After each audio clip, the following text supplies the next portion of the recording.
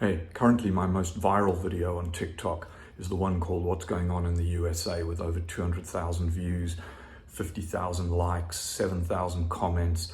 But the predominant comment are ones of agreement and with the question, how? How do we change what's going on in America? How do we get rid of being hostage to the cults that are currently running America? And I've done a few videos on some ideas, but they all kind of scratch at the iceberg trying to change it. And I've been thinking about it a huge amount, and I think that there is one central solution, and that's basically for middle-class white America to pull its head out of its arse. Let me explain. So currently, the US is hostage to a group of cults, both secular and religious, who are definitely in the minority, but who have managed through an orchestrated campaign by the Republicans and others on the right over 50 years since Roe versus Wade to pull the United States back to some utopian 1950s ideal that never really existed, but in their heads that's how it should be, a white Christian country, and that everything they see as detracting from that in terms of black and brown people, atheism, other religions, the sort of secular interests like abortion that they don't like and feel are evil, although that is just a dog whistle. All of these things have been going along to disturb this idea of the white picket fence suburban American dream, and in particular the Great Replacement theory that by 2050 there will be more black and brown people in America than white people. And this terrifies a lot of people, and particularly those in power. And so Christian nationalism, evangelical Christianity, white supremacy, and late-stage capitalism are all inextricably linked in this patriarchal system that is currently dragging the United States back to the Dark Ages. And all these people coming into my comments going, yes, we can see this happening, but what can we do about it? Okay, so the main issue, as far as I can see, is twofold. And I'll deal with the easy one first. First, the opposition, the Democratic Party, is fucked. They are useless. You currently have probably the worst president in US history. The guy is what we would call, here in the UK, a chocolate fire grate. He's just utterly useless. Your vice president is even worse. So if and when Joe Biden dies, you're going to get Kamala Harris. Oh, whoopie-doo. The left is busy arguing about how many angels you can fit on the head of a pin.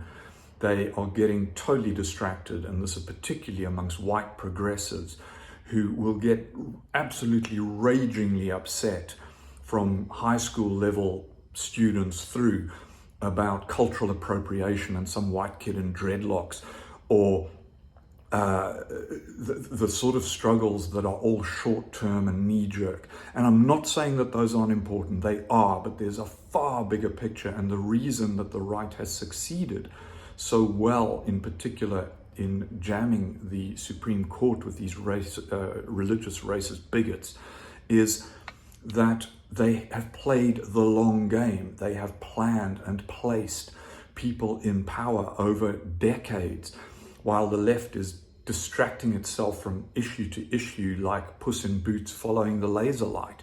It's absolutely absurd how pathetic the current left is, headlined by your Democratic Party, who just keeps suppressing progressive voices and tut-tutting because they are as corrupt and as in the pocket of the lobbyists as the Republican Party. Your two-party system is fucking rubbish. And as soon as America faces up to the reality of that, and that how the balance of power, instead of being co-equal branches of government, has fallen, but very deliberately, into the hands of this religiously biased and legally inept Supreme Court, because you've got morons like Kavanaugh, Coney Barrett, all these new appointments who just simply on merit don't deserve to be there and are only there because of their staunch, bigoted religious views. So what is the answer? And because many people, of course, have pointed out that voting feels useless. And yes, the Republicans have gerrymandered the shit out of everything. That the Democrats are pretty much useless. I agree with all of that. However, voting can change things, but it requires people to wake up and vote. And that requires white middle-class people to actually become active in life, because the predominant suburbanite view is very clearly to look around their white picket fenced suburb throughout America and go, I don't see the problem. I don't get, why is everyone moaning? And the only thing that pulled them out of their total complacency was the repeal of Roe versus Wade. And they even fucked up the protest to that because of white privilege. So suddenly all these women were outraged by something that's literally been entrained since Roe versus Wade in 1973, and decided that the thing to do about this was to put on a costume and go and hold up a sign for a couple of hours somewhere.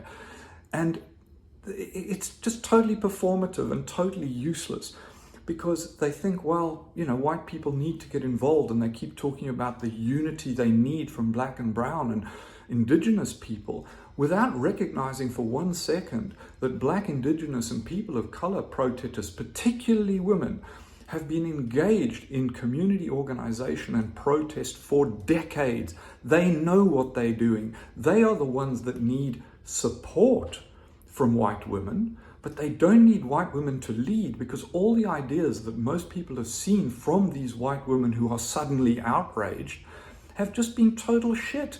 It's been, oh, let's put on Handmaid's Tale, let's put on warrior outfit, let's take a knee during the national anthem. I mean, fucking hell, you haven't stolen that from Colin Kaepernick, have you? It's just all performative.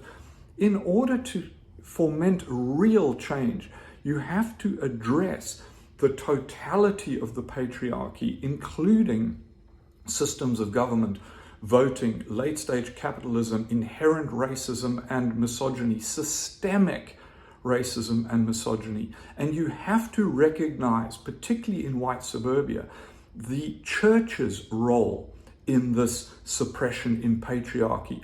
Because at the same time as you're out there at the roadside with your sign going, abort Roe versus Wade or abort the Supreme Court, you're back in church on Sunday, sitting next to and supporting the men and the pastors that have been creating the system that you're now upset about, when you should have been upset about it all along, and allying yourself with those people who know what they're doing in terms of process.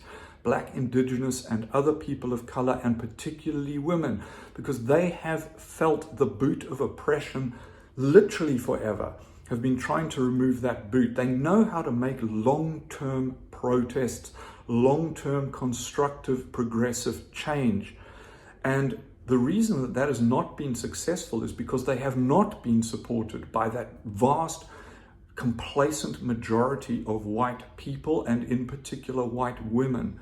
Because white men, let's face it, aren't really going to change anything. And I know I'm talking in generalities, but the vast bulk of white men benefit directly from the current system.